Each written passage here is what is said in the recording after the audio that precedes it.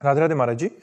प्रभु, जैसे कि शरीर तो नश्वर है, तो क्या अध्यात्म मार्ग में गुरु और साधक का शाश्वत मिलन होता है, जहां वो एक दूसरे से कभी अलग ना हो? दो रह ही नहीं जाते, दो नहीं रह जाते। शिष्य की पूर्णता तभी है जब गुरु स्वरूप हो जाता है। जो गुरु का स्वरूप है उसी स्वरूप को प्राप्त हो जाता है, तो एक हो जाते हैं, दो नहीं हो जाते। जैसे दो घड़े रखे हैं तो सूर्य दो दिखाई देते हैं, लेकिन घड़े फूट गए, दोनों फोड़ दो घड़े तो एक सूर्य है।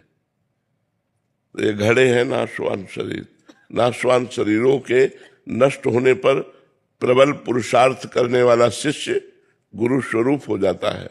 जो गुरु का स्वरूप वही शिष्य का स्वरूप, तभी वो पूर्ण सिद्धता मानी जाती है, तभी वो पूर्ण सिद्धावस्था मानी जाती है, जब गुरु और शिष्य अभेद हो गए, भेद दृष्टि खत्म हो गई, वही तत्व है।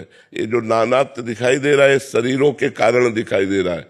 जैसे 1 करोड़ घड़े रखे हैं तो 1 करोड़ सूर्य दिखाई दे रहे हैं, लेकिन सूर्य तो एक ही है, घड़ों के कारण वो उसका प्रतिबिंब दिखाई देता है। ऐसे आत्मा तो एक है, वो अनेक जो दिखाई दे रहे वो शरीरों के कारण दिखाई दे रहे। तो जब हम शरीराभिमान त्याग करके भागवतिक साधना करके अपने स्वरूप में आते, तो जो गुरु वही शिष्य, जो गुरु वही शिष्य, दो नहीं रह जाते, एक ही हो जाते।